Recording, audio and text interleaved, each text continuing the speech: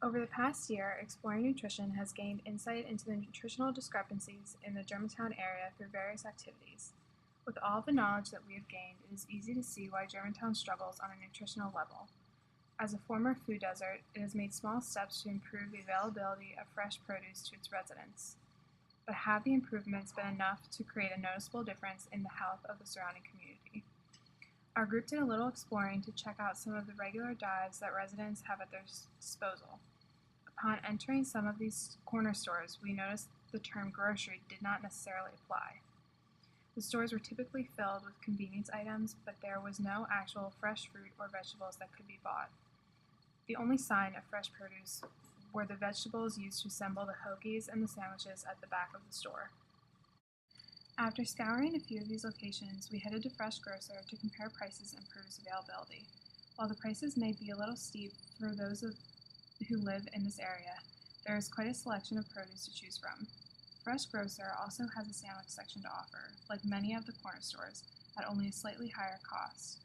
However, being one of the only places for fresh produce, it may not be convenient for all local residents to purchase foods there without going out of their way to do so.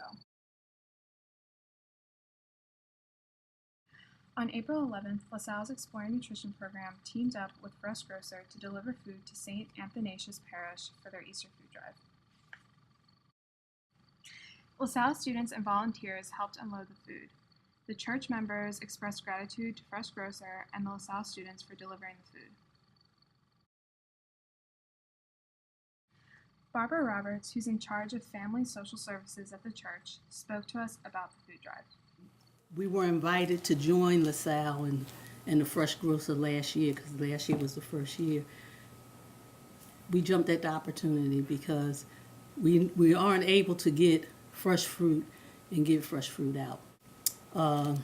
So we thought we'd partner in this, and it went so well last year that when you called again, we wanted to be involved in it. We do give out cereal and rice and mashed potatoes sometime and other noodles. So, that helps with the grocery bill, and they just have to go out and buy everything else to go along with it.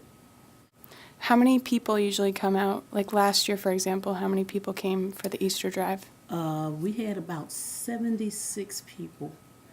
We were able to advertise in advance so that we put out flyers and stuff in our bags and everything, and we were able to get a lot of people coming in.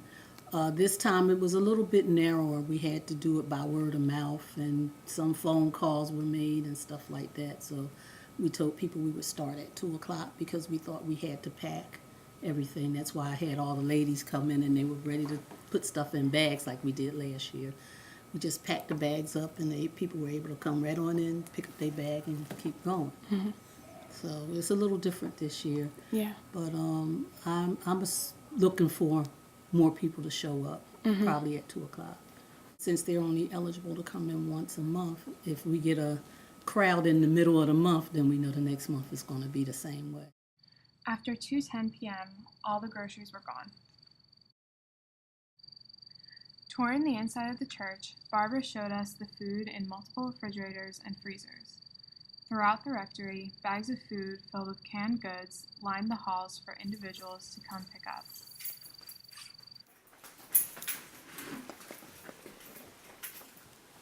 So this is where some of the canned goods and stuff is. We packed the bag. This is one of the bags. So as you can see, this is a plate.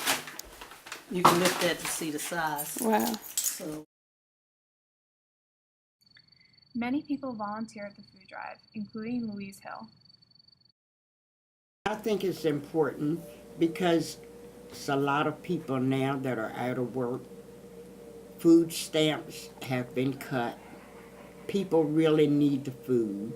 So it's important that we try to come out and help other people that are in need.